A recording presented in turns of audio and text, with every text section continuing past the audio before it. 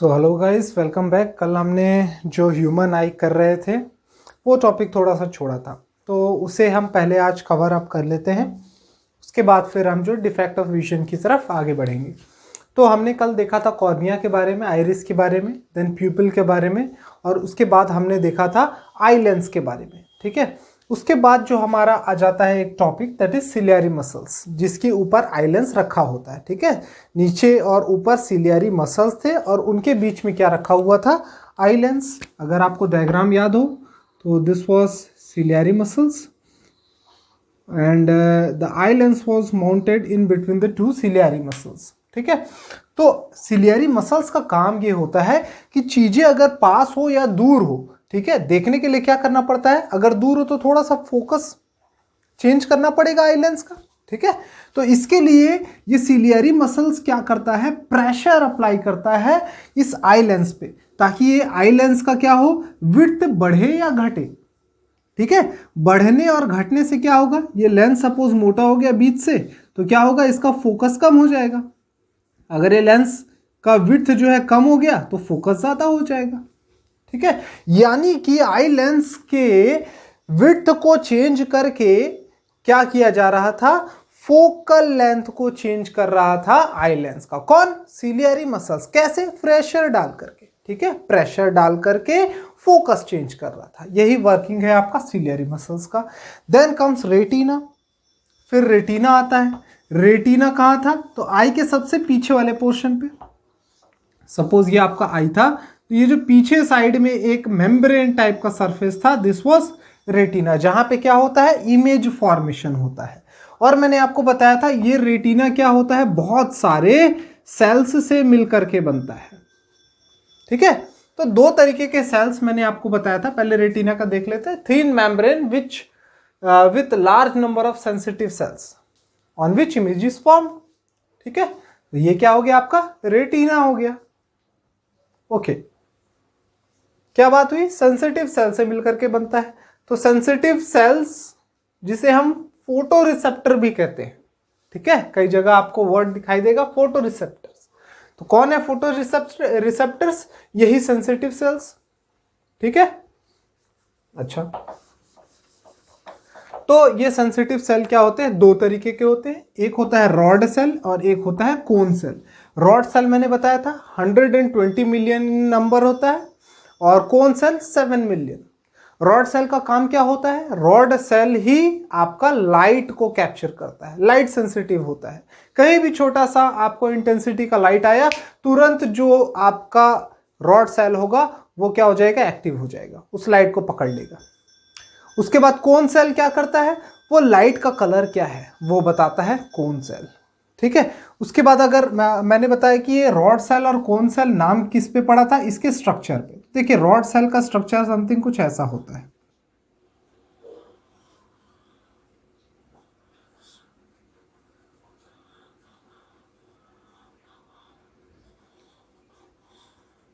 ये ऐसा, ठीक है, ये सिलेंड्रिकल शेप का होता है, तो इसलिए इसे रॉड सेल कहते हैं। Cone sell something conical shape का होता है।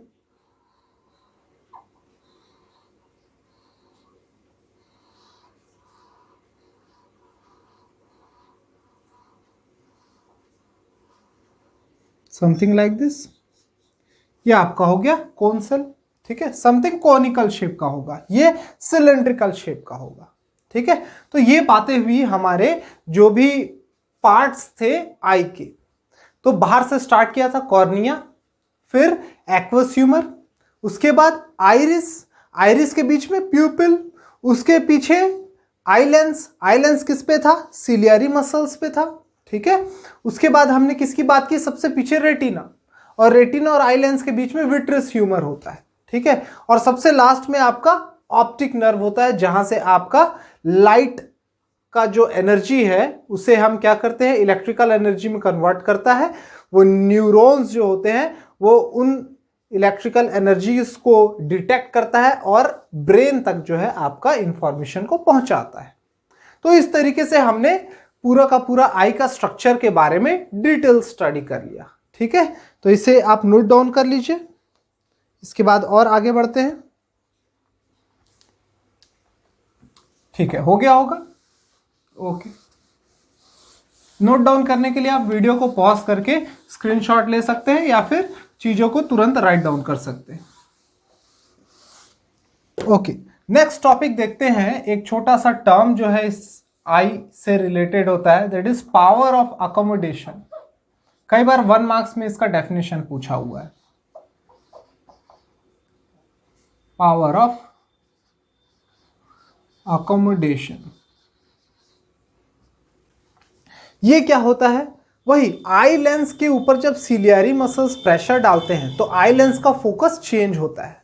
ठीक है, तो the ability of eye lens to change its focus is called power of accommodation. अपने पावर को वो कितना चेंज कर सकता है वही क्या कहलाएगा? Power of accommodation. ठीक है, रेस को क्या करने के लिए? कन्वर्ज करने के लिए उसे अपने पावर को चेंज कर, वो पावर यानी फोकल लेंथ ही होता है। आगे जाकर के आपको मैं बताऊंगा। ठीक है, पावर का फॉर्मूला होता है 1/फोकस। ठीक है, तो फोकस और पावर लेंस एक दूसरे से इनवर्सली रिलेटेड होते हैं। ठीक है, तो इसके लिए मैंने बोला इसका डेफिनेशन हो जाएगा the ability of eye lens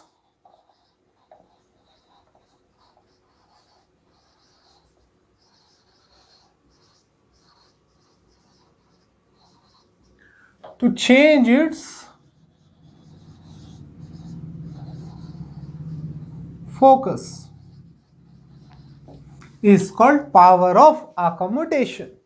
ठीक है, अच्छा, इसके बाद थोड़ा सा बात कर लेते हैं। पावर ऑफ अकोमोडेशन किस पे डिपेंड कर रहा है? सिलियरी मसल्स की फ्लेक्सिबिलिटी पे डिपेंड कर रहा है। तो थोड़ा सा सिलियरी मसल्स के बारे में जाने। तो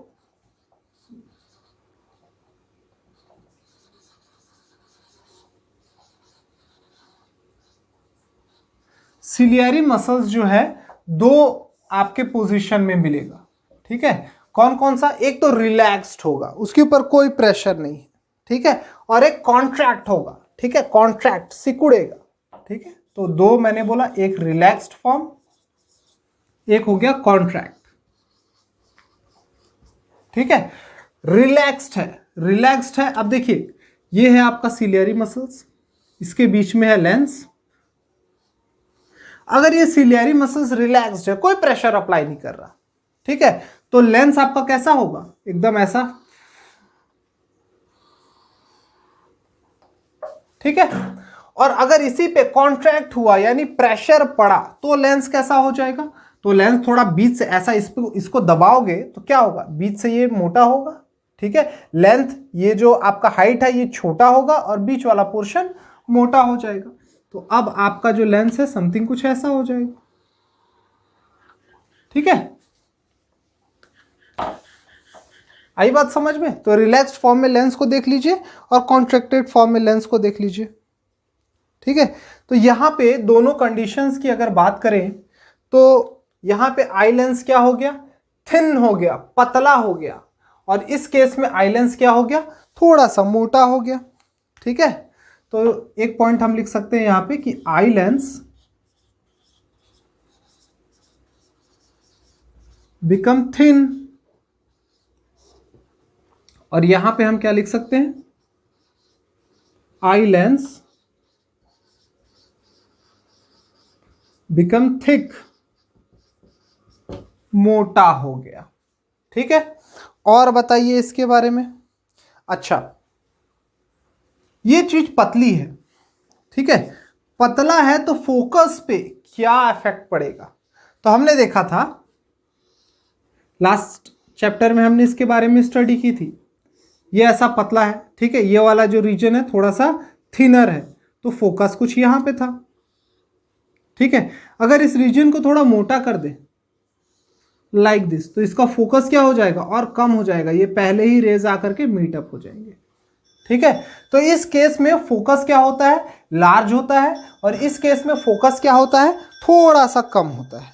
ठीक है, तो यहां पे हम लिख सकते हैं second point, increases the focus या फोकल लेंथ। ये डायग्राम मिटा देता हूं।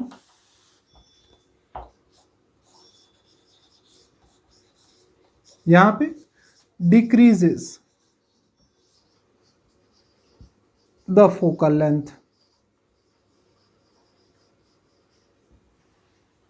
ठीक है, अच्छा और बताइए इसमें क्या हो सकता है। अब फोकस बढ़ गया, फोकस बढ़ गया तो क्या होगा, दूर की चीजों को बहुत आसानी से देख सकता है। ठीक है, और कोई चीज पास में लाओ तो क्या करना पड़ता है, ऐसे करके थोड़ा प्रेशर लगाना पड़ता है ना आंखों पे।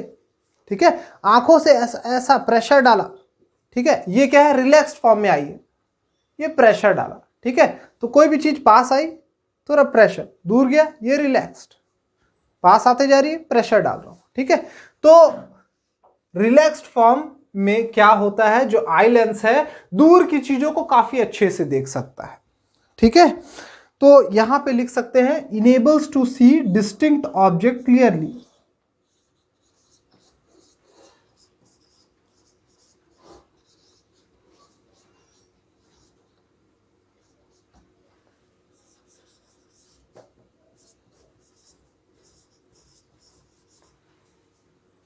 और यहां पे enables to see nearby object clearly.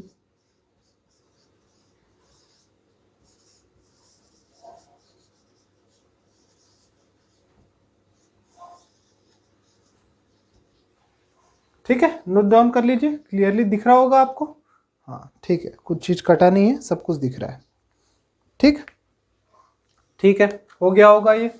अच्छा, मेरे को ये तो बताइए कि आप अपने नेकेड आई से कितनी दूर का या कितनी पास का जो इमेज है बहुत ही क्लियरली देख सकते हैं।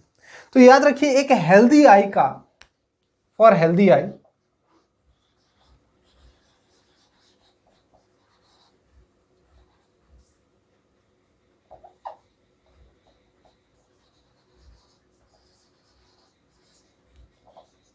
इसका फार पॉइंट और नियर पॉइंट, नियर पॉइंट यानी कि जितना पास का इमेज वो क्लियरली देख सकता है, और फार पॉइंट यानी कितनी दूर का ऑब्जेक्ट वो क्लियरली देख सकता है। तो एक हेल्दी आई का फार पॉइंट जो होता है वो इनफाइनाइट होता है, इनफाइनाइट डिस्टेंस तक की जो चीजें हैं वो हम क्लियरली देख सकते हैं। ठीक है, एग्जाम्पल के लिए आप सन को देख लीजिए, कितनी दूर है लेकिन हम क्लियरली देख सकते हैं ना। लेकिन अगर पास की बात करें तो देखिए, ये आपके सपोज 2 फिंगर्स है।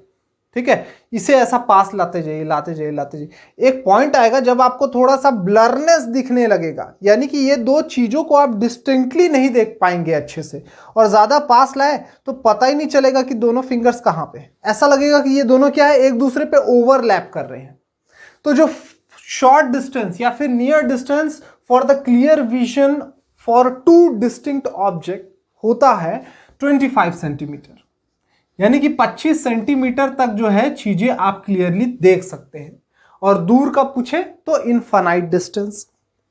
ठीक है, 25 सेंटीमीटर आपका स्केल, आपके पास एक स्केल होता है जनरली, आप लाइन वगैरह खींचने के लिए अपने कंपॉक्स में रखते हैं, वो 15 सेंटीमीटर का होता है, 10 सेंटीमीटर और बढ़ा दीजिए, समथिंग लाइक दिस। यानी अपनी आंख से कोई भी चीज मैं यहां पे रख करके देखूं तो बहुत ही आसानी से, बहुत अच्छे से मैं देख सकता हूं। इसलिए बोलते हैं कि बुक को अपने एकदम पास रख करके मत पढ़िए। ठीक है, कम से कम अपने आई और अपने बुक के बीच में आप 25 सेंटीमीटर का डिस्टेंस मेंटेन करिए। उससे अगर आप पास रखेंगे अपने बुक को तो अपने आई के ऊपर आप एक्स्ट्रा प्रेशर डाल रहे हैं, यानी अपनी सिलियरी मसल्स को आप एक्स्ट्रा काम करवा रहे हैं। ठीक है, इससे बहुत तकलीफ होती है। क्या तकलीफ होती है, आपकी आईज में डिफेक्ट आ जाता है। तो उस डिफेक्ट के बारे में देखते हैं। तो ये टॉपिक हो गया हो तो अब नेक्स्ट टॉपिक की ओर हम स्विच करते हैं। हो गया होगा, स्क्रीनशॉट लेना है ले लीजिए। चलिए ठीक है, आगे बढ़ते हैं। तो आगे आते हैं अब डिफेक्ट ऑफ विजन की ओर। So our next topic is defect of vision.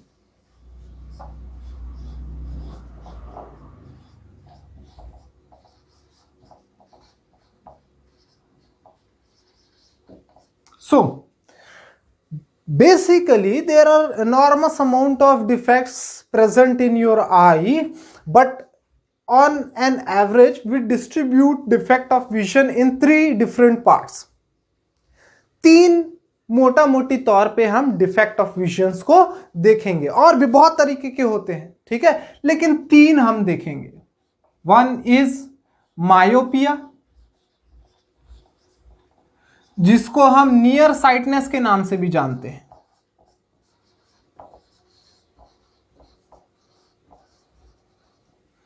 Other one is hypermetropia,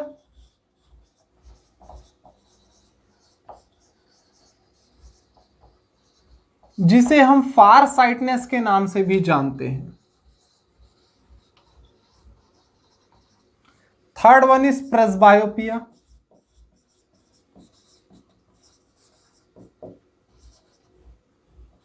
बायोपिया, ठीक है। तो ये 3, इसके अलावा भी होते हैं, कैटरैक्ट होता है, एस्टिग्मेशन होता है। तो उन सभी चीजों के बारे में थोड़ा थोड़ा बस नॉलेज आपको मैं दे दूंगा। आपके एनसीईआरटी में ये 3 चीजें दी हुई, इनके बारे में आपको बहुत अच्छे से जानना है। तो एक एक करके देखते हैं। सबसे पहला आ जाएगा आपका मायोपिया या फिर नियर साइटनेस। अब देखिए, नाम याद करने का, आप देखिए, मैं जब क्लास 10th में था और जितना मेरा एक्सपीरियंस है उसके हिसाब से आपको बताता हूं, ये टॉपिक में कंफ्यूजन ये आता है कि नाम भूल जाते हैं लोग, ठीक है। नाम में कंफ्यूजन हो जाता है, नाम तो याद रहेगा लेकिन कंफ्यूजन हो जाता है। तो याद करने का आपको तरीका मैं बता रहा हूं। मायोपिया छोटा नाम है हाइपरमेट्रोपिया के कंपैरिजन में। 2 नाम याद रखिए, मायोपिया या हाइपरमेट्रोपिया। मायोपिया छोटा नाम है, छोटा है तो नियर साइटनेस। हाइपरमेट्रोपिया बड़ा नाम है तो फार साइटनेस। आई बात समझ में? मायोपिया को कोरिलेट करिए नियर साइटनेस से और हाइपरमेट्रोपिया को कोरिलेट करिए फार साइटनेस से। छोटा नाम है इसलिए नियर बोल दिया मैंने, बड़ा नाम है इसलिए फार साइटनेस बोल दिया। याद करने का तरीका है और कुछ नहीं, ठीक है। अच्छा, अब देखिए, इसमें नाम से याद रखिए, नियर साइटनेस यानी कि नियर यानी पास, पास का उस इंसान को अच्छे से दिखेगा लेकिन दूर का वो नहीं देख पाता। क्लियरली दिखेगा बट नॉट क्लियरली, ठीक है। तो नाम से मायोपिया मतलब छोटा नाम है, नियर साइटनेस मतलब कि पास का दिखेगा, नाम में जो लिखा है वो दिखेगा। नियर साइटनेस पास का दिखेगा, दूर का ठीक से नहीं दिखेगा, ठीक है। तो यहां पे लिख सकते हैं हम, इसका डेफिनेशन क्या हो जाएगा? A person suffering from myopic or myopia can see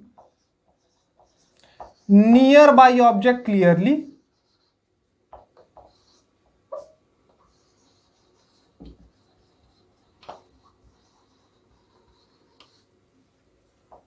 but cannot see distinct object या far object, जो भी वर्ड आप यूज कर ले, क्लियरली, ठीक है। पास का दिखेगा, दूर का ठीक से नहीं दिखेगा, ठीक है। ओके, ठीक। तो ये हो गया होगा आपका स्टेटमेंट। अब इसके बाद हम थोड़ा सा डायग्रामेटिकली इस चीज को समझते हैं। तो ये थोड़ा सा आप नोट डाउन कर लीजिए, इसके बाद मैं इसे मिटाऊंगा। थोड़ा मेरे को ज्यादा स्पेस चाहिए डायग्राम बनाने के लिए। हो गया होगा? ओके। अब देखिए, डायग्रामेटिकली आपको मैं समझाता हूं क्या चीजें हैं ये।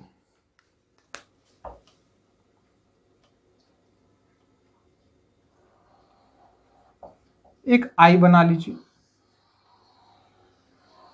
आपको मैं 3 पॉइंट में बताऊंगा ये इस चीज को, तो मैं 3 अलग अलग आईज बना लेता हूं।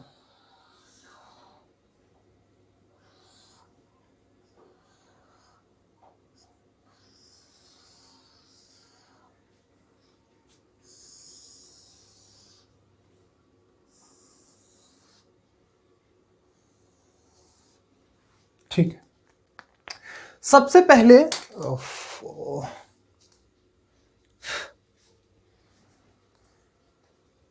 क्या बोला था मैंने? मायोपिया पास का दिखेगा, दूर का नहीं दिखेगा। अच्छा, दूर का कितना क्लियरली हम देख सकते हैं? कितनी दूरी तक? इनफाइनाइट, यानी कि उस पर्सन को इनफाइनाइट डिस्टेंस की चीजें क्लियरली नहीं दिखेंगी, यानी उसका फार पॉइंट जो इनफाइनाइट तक था उससे कुछ पास आ जाएगा।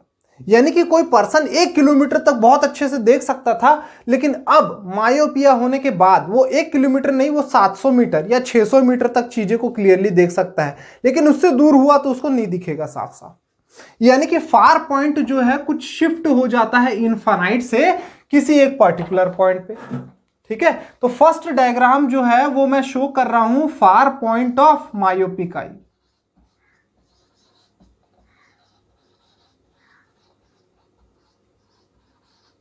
ठीक है, फार पॉइंट को मैं डिनोट कर रहा हूं। ठीक, तो यहां पे क्या हुआ है, जो फार पॉइंट इनफाइनाइट था, इनफाइनाइट बहुत दूर था, अब क्या हो गया है, एकदम कुछ पास आ गया है, इनफाइनाइट के कंपैरिजन में पास आ गया है। Suppose this is our eye lens, तो अब यहां से अगर कोई रे ऑफ लाइट आता है तो पढ़ने के बाद क्या हो जाएगा, रिफ्रैक्ट होकर के रेटिना पे आएगा और वो क्लियरली देख सकता है। ये मीट हो रहा है यहां पे। ठीक है, इनफाइनाइट से आएगा तो नहीं दिखेगा। ठीक है, इसीलिए मैंने बोला कि far point of myopic eye had been shifted from infinite to some finite position. ठीक है, फर्स्ट डायग्राम आपको क्लियर हो गया। अब सेकंड डायग्राम मैं मायोपिक आई को डिनोट करते हुए बनाऊंगा। यानी कि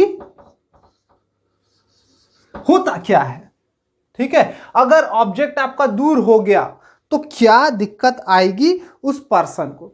सपोज ये फार पॉइंट जो यहां पे है तो ये क्लियरली देख सकता है, अगर ये बहुत दूर से हो या कोई ऑब्जेक्ट आपका बहुत दूर रखा हो, suppose this is our eye lens, और बहुत दूर से ये इनफाइनाइट पोजीशन से आपका रे ऑफ लाइट आ रहा है, ये इनफाइनाइट से।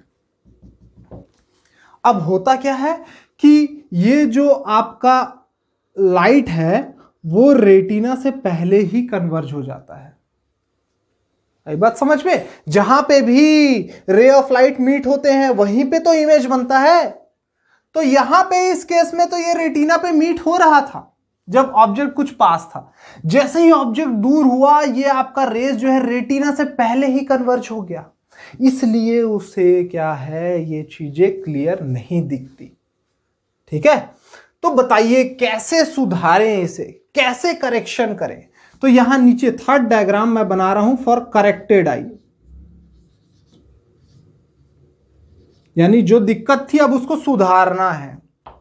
कैसे सुधरेगा, अब तो आपने लाइट चैप्टर पढ़ के आए हैं। इस रे को अगर मैं डाइवर्ज कर दूं, थोड़ा सा फैला दूं, तो ये रेटिना पे आके मिल जाएगा। तो ऐसा कौन सा लेंस मैं यूज करूं कि ये रेज डाइवर्ज हो जाए, तो डाइवर्जिंग लेंस। कौन सा होता है diverging lens, definitely it is concave lens. तो ये लगा दो सामने में कॉनकेव लेंस। तो कॉनकेव लेंस लगाते ही क्या होगा, जो रेज थे, ठीक है, ये इनफाइनाइट से आपका रे ऑफ लाइट आ रहा था। ठीक है, अब इसका फार पॉइंट जो इनफाइनाइट पे ऑब्जेक्ट है, इसे ऐसा लगेगा कि ये ऑब्जेक्ट समथिंग कुछ यहां पे रखा हुआ है और यहां से लाइट आ रही है। ठीक है, और अब क्या होगा, ये रेज जो पहले मीट हो जा रहे थे इसको थोड़ा सा फैला देगा, डाइवर्ज कर देगा, और डाइवर्ज करके ये इसे रेटिना पे ले आएगा। ठीक है, तो आप बोलोगे कि डाइवर्ज करके यहां पे भी तो ला सकता है या यहां पे भी तो ला सकता है, रेटिना पे ही क्यों। तो इसीलिए तो आप डॉक्टर के पास जाते हो, डॉक्टर आपकी टेस्टिंग करता है और फिर बताता है कि आपको क्या करना है, -2 लगेगा या -3 लगेगा या -4 लगेगा। ठीक है, अब आपको पता होना चाहिए कि प्लस फोकल लेंथ किसका होता है, माइनस फोकल लेंथ किसका होता है। ठीक है, तो बात किया है ना हमने लास्ट चैप्टर में। तो ये क्या है, आपका कॉनकेव लेंस है। अगर किसी का भी अब पावर अगर आप सुनते हैं कि माइनस है, बोलेगा वो पर्सन कि मेरे को -1.15 का या 25 का लेंस लगा है, इसका मतलब कि उस पर्सन को दूर का नहीं दिखाई देता, क्योंकि उसने माइनस माइनस यानी कि कॉनकेव लेंस, कॉनकेव लेंस यानी कि क्या करता है, डाइवर्ज करता है। कॉनकेव लेंस कब लगता है, मायोपिक में। ठीक है, यानी मायोपिया को करेक्ट करने के लिए मैं कौन सा लेंस यूज करता हूं, कॉनकेव लेंस। आ गई बात समझ में। ठीक है, क्लियर है। तो ये 3 डायग्राम आप बना करके मायोपिया को एक्सप्लेन कर सकते हैं। ठीक है, अच्छा ठीक है, ये तो बता दो कि ये होता क्यों है, रीजन क्या है, क्यों होता है मायोपिया। तो आप डायग्राम देख करके ही समझा सकते हैं कि क्यों होता है मायोपिया। ठीक है, क्यों हो सकता है? डेफिनेटली ये जो लेंस है इसका कर्वेचर बढ़ जाता होगा, यानी कि ये बीच से मोटा हो जाता होगा, फोकल लेंथ इसका बढ़ जाता होगा, इसी वजह से ये रेस को क्या कर रहा है, पहले ही कन्वर्ज कर दे रहा है। ठीक है, तो फर्स्ट पॉइंट हम ये कह सकते हैं कि excessive curvature of eye lens की वजह से। ठीक है, तो सिंपली हमने बोल दिया फर्स्ट पॉइंट, इसका रीजन क्या होगा, excessive curvature of eye lens. ठीक है, या फिर ये क्या है आपका, ये पूरा आईबॉल है। ठीक है, हो सकता है आईबॉल ही बड़ा हो गया हो, may be due to either excessive curvature of this lens और may be due to elongation of this eyeball. हो सकता है ये आईबॉल आपका बड़ा हो गया हो, या आपका आईबॉल यहां पे पहुंच गया हो, तो ये आपका क्या हुआ, इमेज पहले ही मीट हो गया। ठीक है, तो दूसरा हम कह सकते हैं इलोंगेशन ऑफ आईबॉल।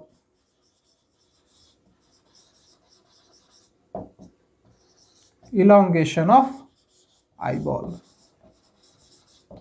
तो ये दो बेसिक रीजन होते हैं मायोपिया के होने की।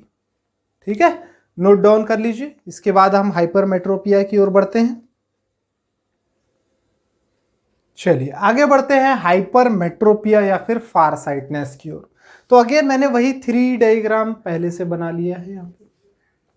तो हमने क्या बोला था, यहां से समझिए, हाइपर लंबा नाम, फार साइटनेस यानी फार का दिखता है। ठीक है, can see distinct object clearly but can not see nearby object clearly. ठीक है, तो यहां पे लिख लेते हैं, can see distant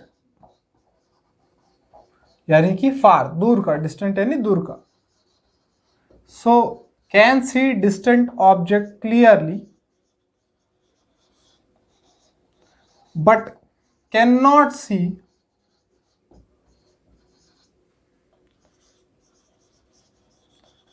nearby object clearly। ठीक है, तो देखिए डायग्राम बनाते समय हर चीज क्या है, किसी न किसी कॉन्सेप्ट से जुड़ा हुआ होता है।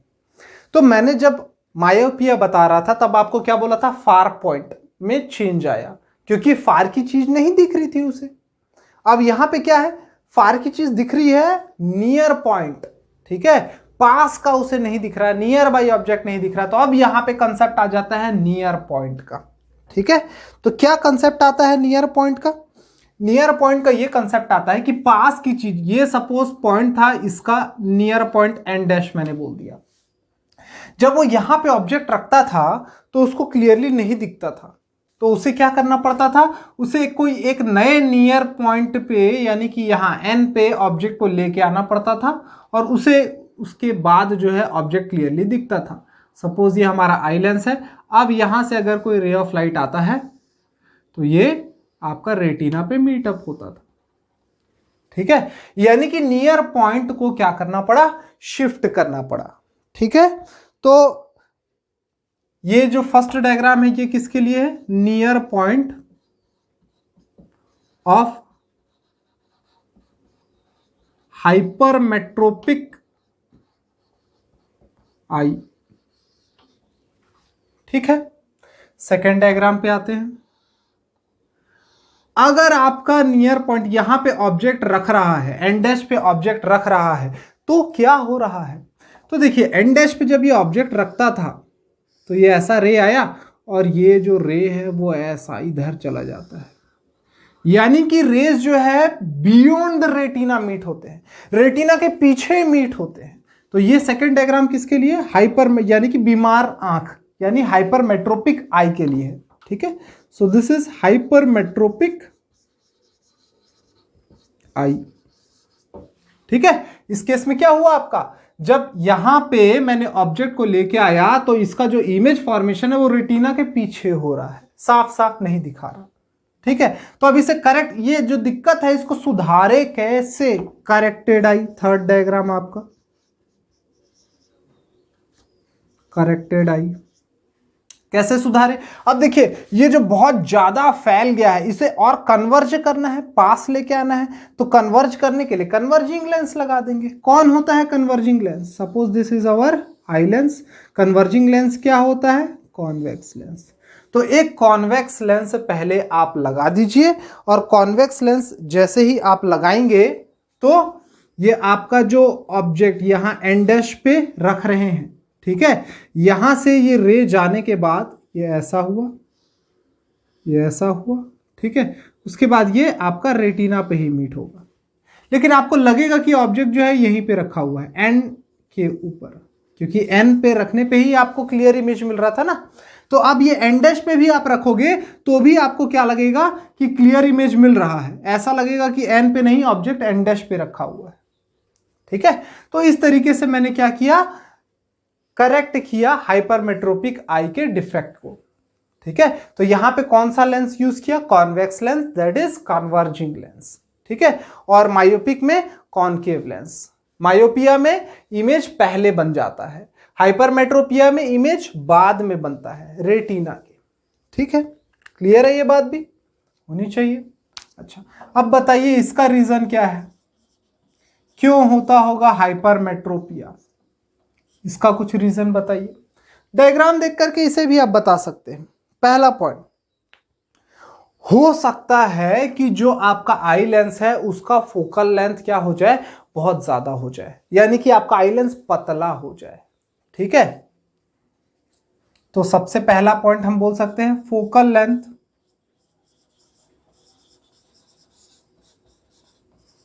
Of eye lens become too long,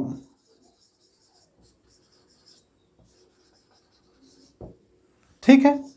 second point, उस केस में क्या था, आई बॉल आपका बहुत लंबा हो गया था, इस केस में हो सकता है ये आई बॉल ही छोटा हो गया हो, तभी तो ये छोटा हो गया, तो इमेज आपका यहां पे बन रहा है, ठीक है। तो सेकेंड पॉइंट क्या बोल सकते हैं हम, eye ball become too short, eye ball आपका छोटा हो गया होगा, ठीक है। तो देखिए ऐसा क्वेश्चन कैसे आते हैं एग्जामिनेशन में, एक्सप्लेन मायोपिया विद रीजन, ठीक है, causing that defect with diagram. तो आपको मायोपिया भी समझाना है, डायग्राम बना करके केसेस भी बताने हैं, और उस डिफेक्ट का रीजन भी आपको बताना है कि क्यों ये डिफेक्ट हमारे आई में या किसी के भी आई में आता है, ठीक है। तो ये आज की क्लास में हमने दो डिफेक्ट ऑफ विजन्स के बारे में देखा, चाहे तो आप इसका स्क्रीनशॉट ले लीजिए, ठीक है, हो गया होगा। तो इसके बाद नेक्स्ट क्लास में, आज की क्लास को आप यहीं पे बाइंड अप करते हैं, नेक्स्ट क्लास में हम प्रेसबायोपिया की बात करेंगे, ठीक है। और एक रिक्वेस्ट है आप लोगों से, क्योंकि देखिए क्या है, कभी कभी मैं जो आप लोगों को मैं पर्सनली ये वीडियो देता हूं, में भी हो सकता है कुछ वीडियोस छूट जाए या फिर कुछ स्पेशल वीडियोस आए जो आप तक मैं वाया ग्रुप ना पहुंचा सकूं। तो अगर आप चाहते हैं कि आप तक जैसे ही मैंने वीडियो अपलोड किया यूट्यूब में आप तक तुरंत सबसे पहले इंफॉर्मेशन पहुंच जाए, तो उसके लिए आप चैनल को सब्सक्राइब कर लीजिए, ठीक है। विज्ञान पाठशाला आप लिखेंगे, यहां पे मैं लिख करके ही बता देता हूं आपको, यहां पे अगर आप लिखते हैं YouTube में विज्ञान पाठशाला, VIGYPAATHSHALA,